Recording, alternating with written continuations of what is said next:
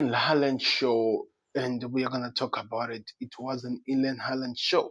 The thing about today's game is when you look at stats, they will tell you that mm, it was 45-55. Manchester United were actually in the game.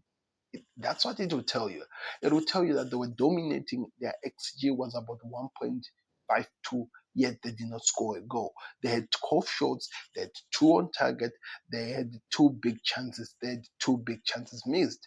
On the other side, you say Man City had 45% of the ball position, they had 2.63 expected goals, 13 shots on target, the six 13 shots at goal, six on target, four big chances created.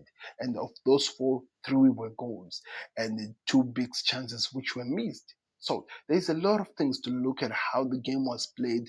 There's a lot of things to look at what maybe could have been and should have been. Because in the first half, I can tell you Man City dominated the game. In the second half, Manchester United came to play, tried to get into the game, and they got exposed on the counter. Haaland was just on fire in this. But the thing that I noticed the most out of this game was how the back three was literally destroyed. How the back three was literally, what is the word I can use? Was really literally made to feel like it was anonymous. That's the thing you would take out of this game. That's the thing you will look at and say, okay, after watching the whole entire match, after trying to analyze everything all about this match with how it was going, it just felt like the other team could never get into the game. And that's how it was. It was a game, it was a situation of another team trying to fight another one, but yet not being able to show what they could do, not really being able to take advantages of the opportunities were being created. This was a game in which I thought Manchester United were going to show that there is some changes, but when you really think about it, this is the same team which was beaten by Grimsby. How do you say Grimsby? But or on the other side, you said this is also the team that has only managed to win 8 of the last 31 games that they've played under this manager. A lot of things just screams that you should be running the opposite direction to whatever Ruben Amorim is trying to take this Manchester United team. You should be not thinking of anything, just decide where you are and run the opposite direction. Whenever they tell you we're going this direction, take the other side, because it just doesn't feel like a team that understands what they want to do first, that understand what they want trying to achieve, that understand what they see themselves going forward, going through, what they see themselves trying to do in terms of creating the perfect match. I don't know what do we need to say to this manager, to this formation, to these teams, to this personnel. Yes, you might pick up players. For example, in the first game, you might say Bruno Fernandes, if he had followed Mason Mount, if he had followed Phil Foden, maybe that goal was not coming in. But also you have to say, oh God, after defending the first touch from Dogu, why did he like switch off rather than to keep being active so that he stopped the ball from going to Phil Foden? In the second half, you might say, okay, why are people leaving, what's his name, Doku running in and making some easy passes to Haaland? And why is that Haaland is not really being closely pressed in the goal, which he just chipped at the goalkeeper? Because it was like the goalkeeper in no man's land. He was trying by all means to cover a space in which he was not supposed to occupy. And that's exactly the thing that has been happening. And one thing you have to understand, Haaland is really, really his IQ in front of the goal is one of the best. I've seen so many people. He always know the right things to do. He always know what to do when he has those opportunities. So it's a situation which you feel like you are still hard dunning the other team, but at the honest, when you're being honest, that's exactly where we are.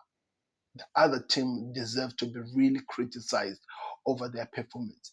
United's performance, as of late, as of what they've shown, as of what they're doing right now, doesn't deserve any praise at all. Doesn't deserve any person to look and try to pick up on nitpicking some good things, because they are not showing like that team. On the other side, City, you can still see that they are making progress. Their midfield today was really in the game. I felt like Rodri, is it Bernardo Silva, Rodri, Reinders, and I think it was Bernardo Silva, if I'm not mistaken. They were really in the game today. They really controlled that midfield. And no, it was Rodri, Reinders, and the Phil Foden, just behind Haaland. Then Bernardo Silva was playing as that right wing. Then on the left was Doku. I love the way that they were rotating. It was really amazing. It made the game even more exciting. You could say that it was really active. They knew how to shut down this Manchester United team. But when we are being honest, United left so many spaces. So it was easy for them to really expose the spaces which United were leaving. And they did perfectly. And they did made sure that the team suffocate easily. And that's how this whole entire game, we are going to look at it in the nutshell. And what do they need to do to change this Manchester United team?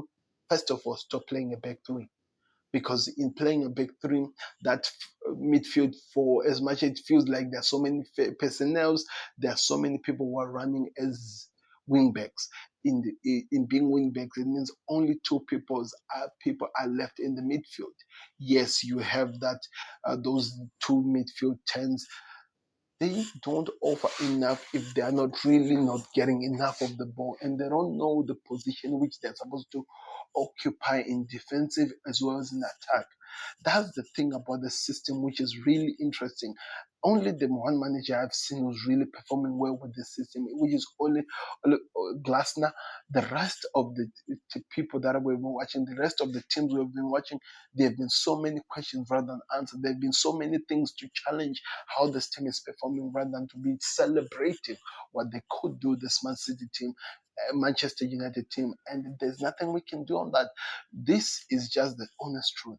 This system does not work, especially with this group of players. Let's talk about up top. Wemo felt at some point up top he was the only man who was trying to get back into this game. And at some point, some easy decision, not really doing so much. And there were moments that United created so many chances, but they just couldn't find the back of the net. I.e., Casemiro had an opportunity just to tap it in an empty net. He kicked it outside. On the other side, I'm trying to remember who the other player was. So many opportunities in which this game could have at least left, and we could say that they really tried. They did not really try because they did not do enough. And what matters in these football games, especially at this level, is what you produce, not saying what you have tried, what you really tried, what you produce at the end. And that's what we were looking for in this game. We were looking for a United team which was going to offer something. And I did not see that. On the other hand, City might not have been perfect in terms of movement of the ball, moving with the ball, or the way they were playing, the passes, the move, everything that they were doing. But one thing that they were really good at was finishing the opportunities, creating something at the very end, trying by all means to be very, very, very, what's the word I can use? Very, very effective going forward. Giving an opportunity, so many chances for a striker like Haaland, and he took advantage of this. This could have been a terrible game for United, to be honest. Reinders missed a chance which he should have scored. Haaland tried and the ball hit the post. Phil Foden, I think he had some chances. This could have been even way worse than what we saw. But in all through that, still left that game with 3 goals. How do you look at this game in the overview of things and say that, okay, there's something that they can build on this Manchester United team? How do you do that? Because I find it so difficult to look to be that, what's the word? I find it so difficult to be that, if I say honest, not really, it's not really honest. I find it so difficult to be that right minded, to be that hopeful over something that looks like it's really going down the drain rather than going up forward, or trying to look at the uphill of what they're trying to achieve. This team has some problems. That's the honest truth. They're playing Chelsea next, and I'm just hoping, because Chelsea are also playing terribly. Maybe they might do something, but How many times have we said teams are playing terrible? City before this game was and they were playing terrible. And look what they did to this United team. So that's where the problem is. But 8 games of the 31 which have been played, and you still say that this is the manager for the future? I think you're just reaching. Like the video, subscribe to the Football Connect. Let me know where you're watching us from. Go check out my reaction to the Liverpool versus Burnley game, and go check out the overall review of all the games which were played in the Premier League. Like the video, subscribe to Connect. We'll see you on another. We're out. Please subscribe to the Connect.